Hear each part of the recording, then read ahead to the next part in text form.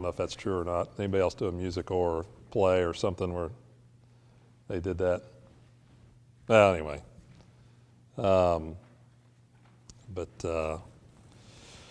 It's 20 degrees this morning, but the weather propaganda people tell us it feels like 8.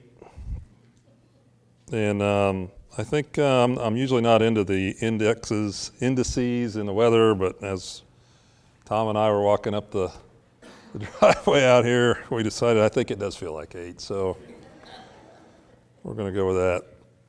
But anyway, let's open with a word of prayer. What's that? Oh, yeah, we don't need feet of snow. Well, I guess we would be hunkered down and not here probably. But all right, let's bow our heads. Heavenly Father, thank you for this day that you've made. Thank you for the sunshine that warms us even through the cold. And just thank you for everybody that's here today. Lord, we just ask you to be with us and grant us your wisdom and as we go through these passages today and talk about it and discuss the meaning of it. And just thank you so much for this opportunity to meet with your people. Thank you so much for Jesus. In his name, amen. So Steve came up to me the other day, said, hey, you want to teach? We're starting Psalms apparently now, so we've shifted gears. It's on David, so it's not just Psalms. Okay, so I was going to ask you specifically, because somebody said, oh, we're not in Genesis anymore. And so we're starting on David. And one of the things I looked at when I was looking at this, I thought about, I wonder how old David was when he wrote this. Now, I didn't dive too deeply into it. I didn't immediately find out the answer to that. Maybe we don't know. But it seems like there's more than just youthful. It seems like the wisdom of it is a little bit more than a youthful thing. So I kind of think he probably would be a little bit, maybe a little bit older. But after reading through it, I thought, I could sum this up. This chapter, David praises God for his vast knowledge, his reach, and how he knows, David so deeply, and then he moves on to that David says he hates the people that hate God, and he hates the evil, and then in the end he just says, basically, lead me, guide me. So there you go. That's it. Any questions? So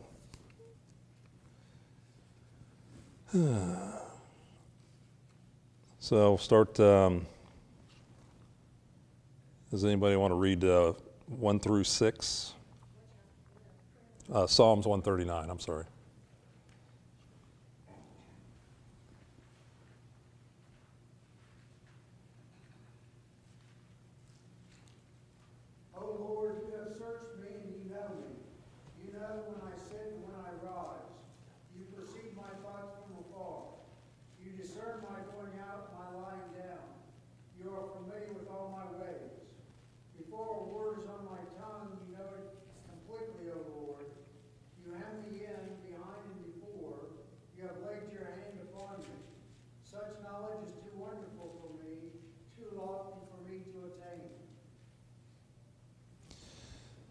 So we see there, again, he comes out, and of course these were songs and kind of poetry, I guess, and he's saying, you've searched me, you know me, when I sit, when I rise, even from wherever you're at, from afar, you perceive my thoughts, and before a word is even on my tongue, you know it completely. So, it's very much a praising of God and his vast knowledge, but also that understanding that, God knows David, and really, I think you can say he knows us, and that's David acknowledging these things that God knows him deeply. He knows his, thoughts. He knows what he's going to do, how he's going to react in certain situations. And then he says, such knowledge is too wonderful for me, too lofty for me to attain. Wonderful, you could put other words in there. You could put special. It's the knowledge is so broad that we can't even really understand that and conceive of it. What God is thinking and how, we might say that he's many steps ahead of us. And this is an illustration of how David feels about that.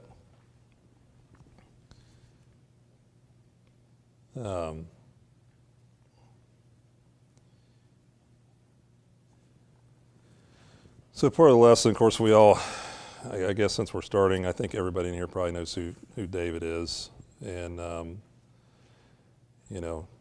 as a youth, he slayed Goliath. He was said to be a man after God's own heart. And he was somebody who, God used for his to further his, I want to say agenda. I guess that's kind of a modern word, but, on earth. And so, he's of course one of the big figures of the Old Testament that we study about. Any thoughts on that, on those first 6 verses?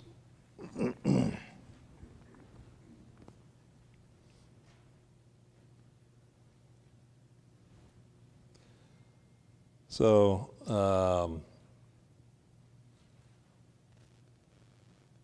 let's see. So in verses 7 through, so as I read through this, it seemed like it kind of broke down into there were like kind of sections of it. So 7 through 12. Where can I go from your spirit? Where can I flee from your presence? If I go up to the heavens, you are there. If I make my bed in the depths, you are there. If I rise on the wings of the dawn, if I settle on the far side of the sea, even there your hand will guide me. Your right hand will hold me fast. If I say, surely the darkness will hide me and the light become night around me, even the darkness will not be dark to you. The night will shine like the day, for darkness is a light to you. Well, that's kind of interesting. I was struck by, most of us are probably old enough to know who John Wayne is. And I remember a line from a movie, even John Wayne was familiar with this, and he had a John Wayne version of it. And so in the movie Chisholm, which was about the Lincoln County Wars, Billy the Kid and all that stuff, the movie I think was probably completely inaccurate as far as the facts, but there's a scene where Ben Johnson, he says to a lady named Sally, he says, there's an old saying, Miss Sally, there's no law west of Dodge and no God west of the Pecos. And he turns to John Wayne and says, right, Mr. Chisholm? John Wayne says, wrong, Mr. Pepper, because no matter where people go, sooner or later, there's the law, and sooner or later, they find out God's already been there. And so that kind of jumped out at me as sort of a modern take on those lists of verses. He says, if I go up to heaven, you are there. If I make my bed in the depths, you're there. If I rise on the wings of the dawn, if I settle on the far side of the sea, even there your hand will guide me, your hand will hold me fast. And so, kind of funny, just kind of a different American, kind of common American way to say it. And I always liked that line, sooner or later they find out God's already been there. And here's David kind of echoing that from the past. And then I like how in verse 12 he says, even the darkness will not be dark to you. The night will shine like the day, for darkness is a light to you. So, even in darkness, God's light shines for us, as we pursue endeavors and certainly God's endeavors. We see that His light can shine for us even in the darkness. We're not alone. That light is there.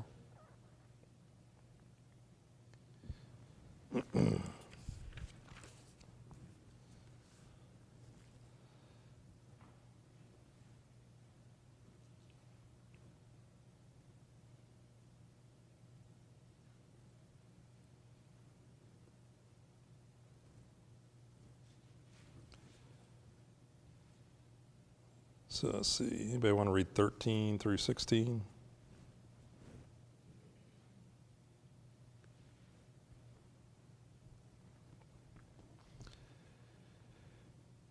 For you created my inmost being, you knit me together in my mother's womb. I praise you because I am fearfully and wonderfully made. Your works are wonderful, I know that full well.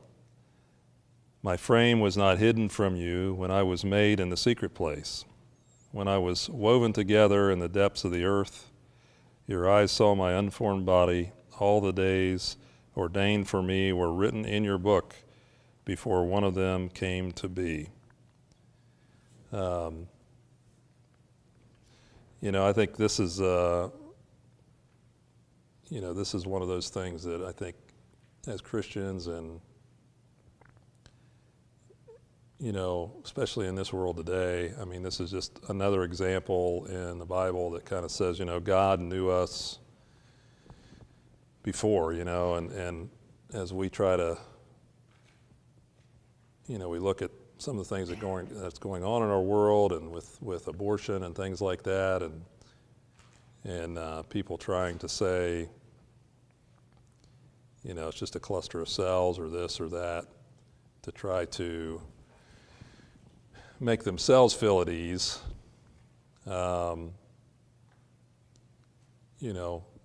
This is something that we can, that we hold on to, that gives us the assurance of what we believe. And, this is David observing that God knew us before, and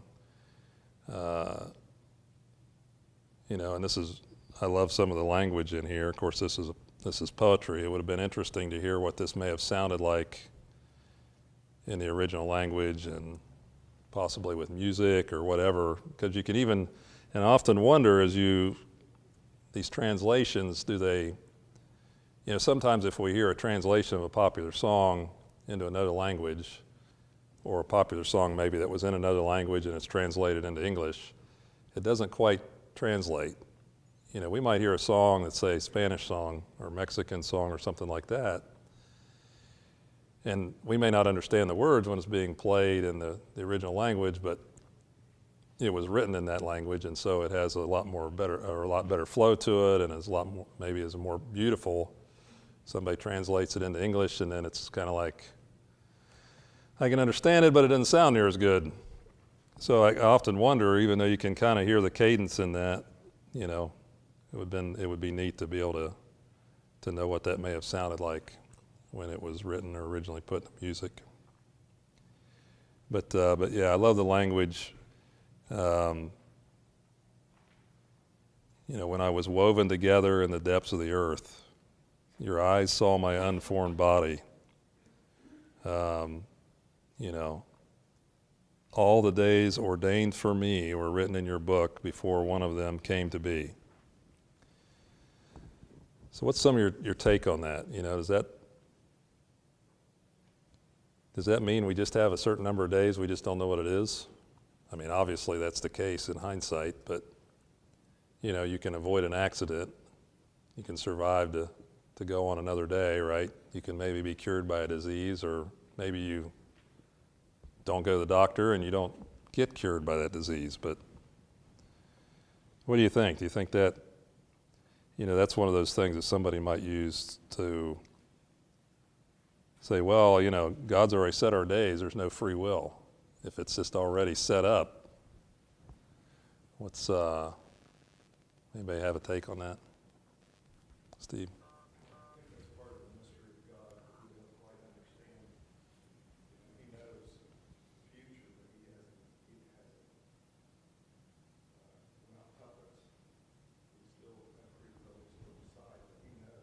Right. I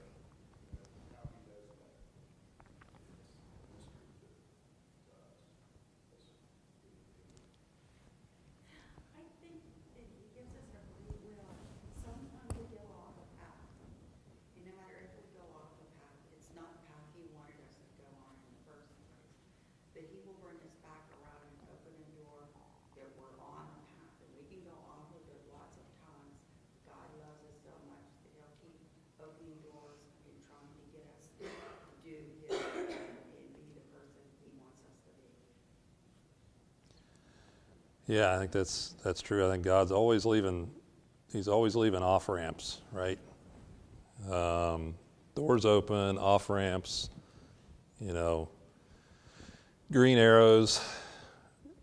And to give us an opportunity. And it's funny how it just rarely seems like there's not an opportunity to maybe do the right thing, and even when things are sort of really really looking dark, and we're thinking, man, how are we going to navigate this? How am I going to get through this? And then it just seems like, you pray about it and things just sort of find your way, One of the things I like to look at, and I think about, the Lord's already written the book. I always think about, and I've probably said this before, that God's kind of out of time, right? He's not beholden to time, to what we, that's our biggest constraint. Everything is time for us. But God's seen, he's been in the future, he's been in the past. So it's not that, and indeed it is a mystery, I think, but it's not that necessarily that, things are written down in the book and that's the way it's going to be. The free will is there. You can make those choices, you can deviate. It's just that he's seen the end of the movie. But he's not controlling us and our choices during the movie. Does that kind of make sense in a way? I've always looked at it as maybe he hasn't known exactly the end of it, but he knows what will happen if we do certain things. We can, even at our young age of 50, 60, whatever we are, we've seen enough that we know if a young person is doing a certain thing, we know where that's going to lead. We know when we see the sidelines and they show the coach's face, we know what he's thinking. You can see the expression. And to the further extent, God is able to do that even much more than we can even hope to do. Yeah. That's how I look at it. Tying this back to something that you said about how the translations make it so it's difficult to understand, especially in the Psalms. In comparing different versions, what we find is something very different from, say, the NASB. I'm not sure what you're reading from. Is it As one of the Robinson says on his podcast, it's the 1984 NIV. Oh, okay. It's the Gen X Bible. Okay. So yours agrees very well with the NASB in the wordings. I have the King James here as well. And it shows that the what was written is not actually put in there. What would be the days, or the King James tries to say my members, which I think isn't quite right, is not actually there. It's italicized in the original language. There isn't anything there, so it's something that was supposed to be implied.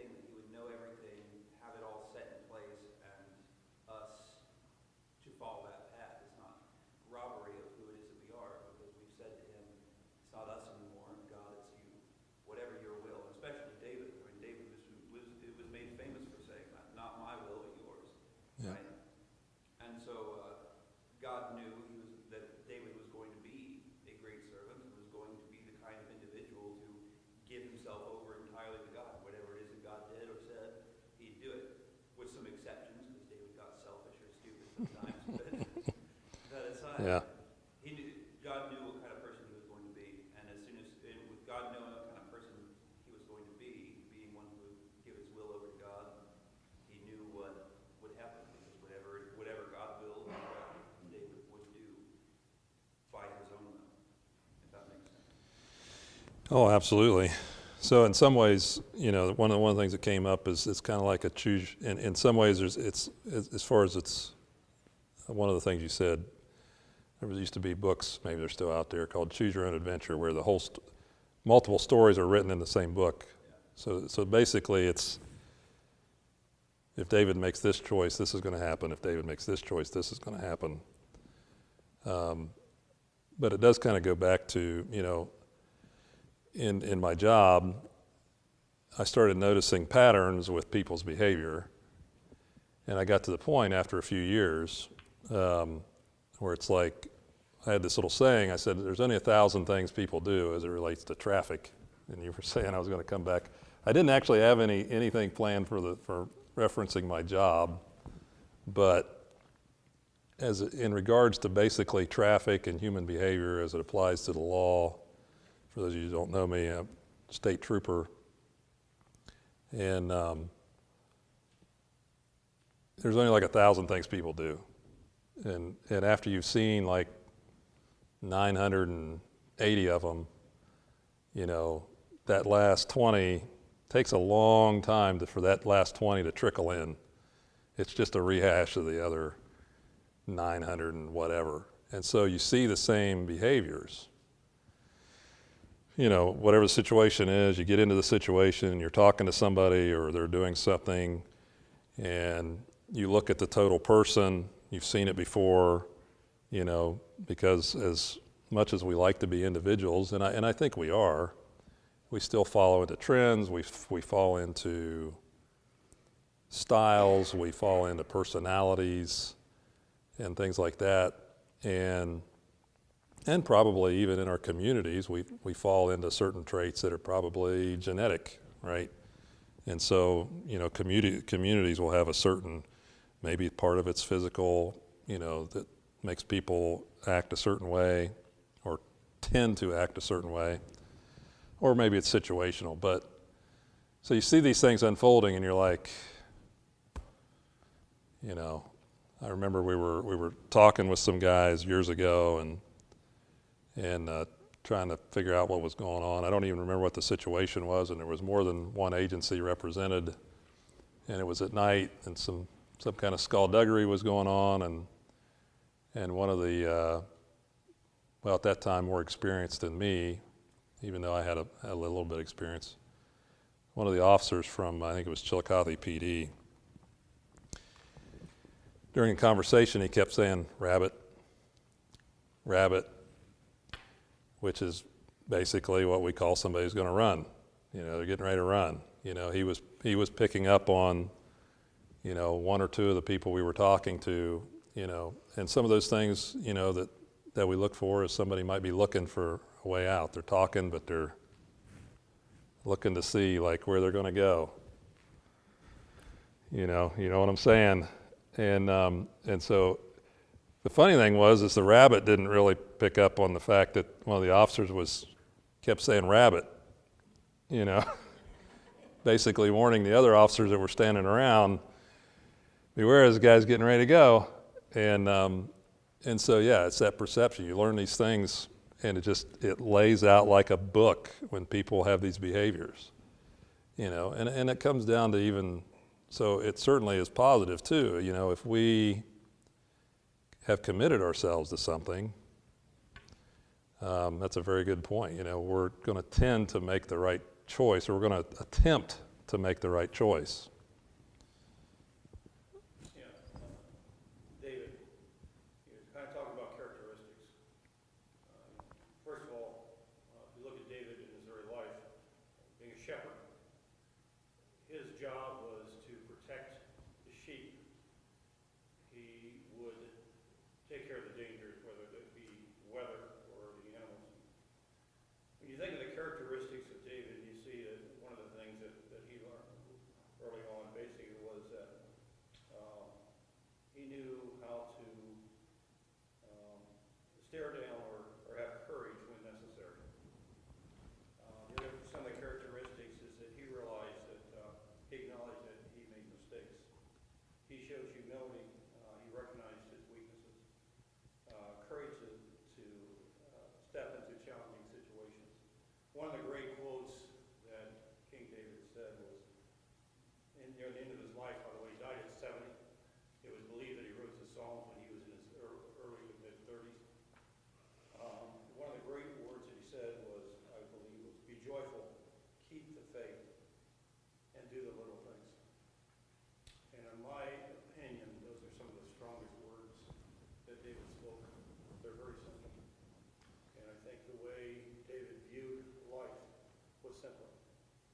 knew when to step forward and when to step back.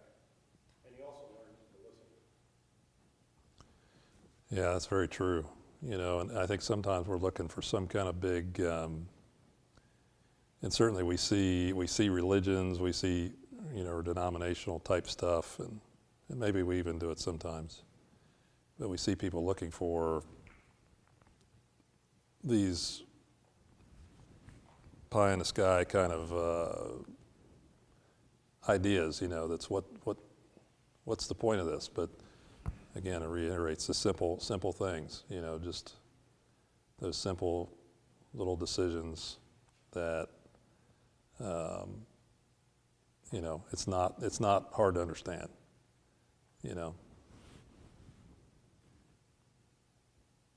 Looking at the passages and, you know, him knowing how we are formed, he knows our books, he knows when we're going to sin, he knows when we're going to repent. And that's where that free will comes in. He already knows what we're going to do. There are still consequences for our sin, and David was a perfect example of that. And sometimes you scratch your head, you're like, how can he be after God's own heart? When he messed up so big, so many times, he still had consequences for his sins, but he repented. And like he was saying, he learned from those mistakes. So God knew what he was going to do. He knows what we're going to do. He knows what sins we're going to do. He knows how our life is going to turn out in the end. We have the free will to follow and love him, but we also have the free will to repent and turn away from that sin. But God is always faithful, and that's what I think this is showing, that he knows us, and we are so important to him, that even though we have that free will to turn away from him at times and suffer those consequences, we also have the free will to repent to him and become the person that he wants us to be, just like Abraham. Does anybody, you know, I wonder, you said it believed that he was probably in his 30s, so you suppose he wrote this stuff after he had Uriah killed or before? Wonder what differences in perspective or what, I don't know, it'd be interesting to know. I've always struggled with the thought that David is after God's own heart, because it seems like he's made such terrible choices that how is that after God's own heart? And somebody made the comment that it wasn't necessarily that he was like God, but he was seeking after God's heart. That he was pursuing, he was still, even he still screwed up, he was pursuing God. Yeah, I think so. It's that, you know, we want to do the right thing. I always struggle with the fact that, you know, in our culture, if you screw up, you get fired, canceled, whatever. We would never let you stay in your position. Right. Well, how should he be a man after God's own heart? And I came across a passage, and I don't have it with me right now, but it says that God says about David, he says, he does everything that I ask him to. So that is how he became the man after God's own heart. Is he screwed up there, but he did what God asked him to. And it could be that he wrote this after his mess up with Uriah and all that, because he says, see you in the depths of the ocean, see you in daylight, he can see you at night. He knows every thought you have, even if you're on the other side of the world. Makes sense. And you think after like that, like losing a child as a consequence for a sin, those things will come to light. Whoa. He couldn't get away. He thought it was hidden up that no one would figure out because of the layers of it. You had your hand up. My brain's just about gone flat. I took my thoughts along with my head. So I'm sorry. But there's two thoughts that I like with the man after God's own heart. The first is that he was after his heart, not his mind. He was a man after God's own heart, not mine. So the general things he desired were things that God wanted. Where it is that he went wrong is when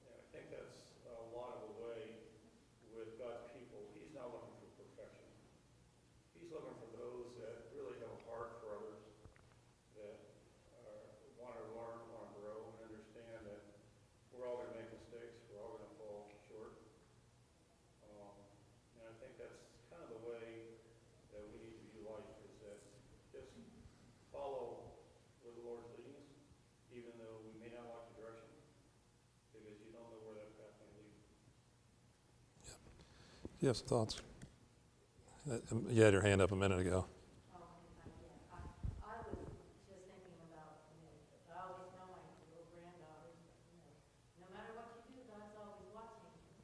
And when I would read, 11 years in the darkness, and when David had his inheritance achievement, I don't think he thought God was watching him. So Yeah. even as king, God could get away with all this stuff that he had done at that time until he found out that, God is watching. God is watching us all the time.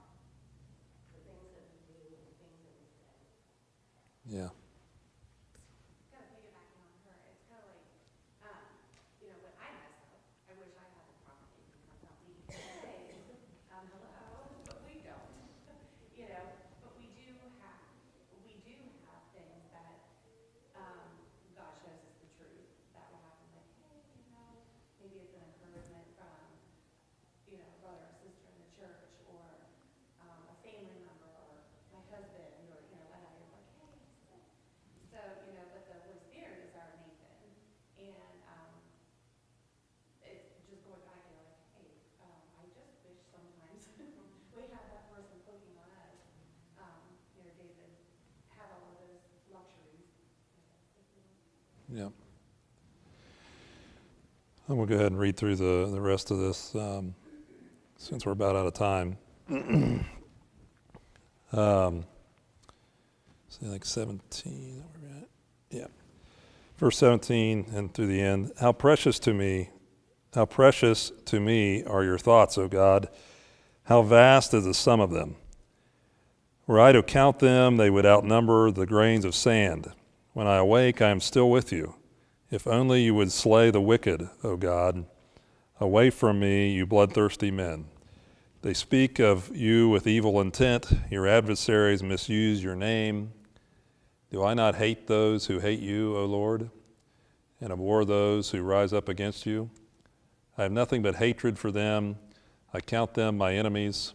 Search me, O God, and know my heart. Test me and know my anxious thoughts. See if there is any offensive way in me, and lead me in the way of the everlasting. And I like how he's interesting. How he's he says sometimes we say we don't like to use the word hate or whatever, and I'm not sure what the original translation, but he says, do I not hate those who hate you, Lord? I found that kind of interesting, but then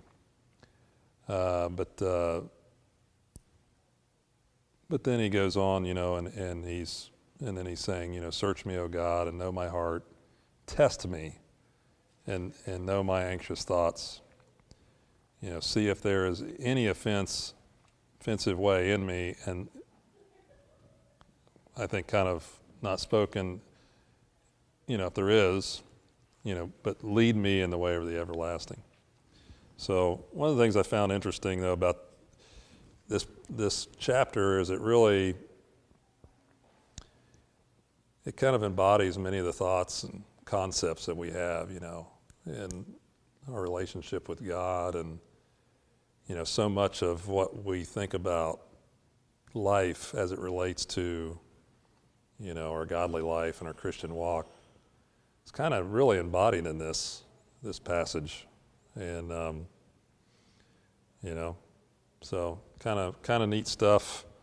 You look at that, and inevitably, when I look at these things, I'm always like, man, is there enough material to get through the class? And then I say a prayer, and here we are at the end of the class. But the class makes it fun, and thanks for your participation and your thoughts.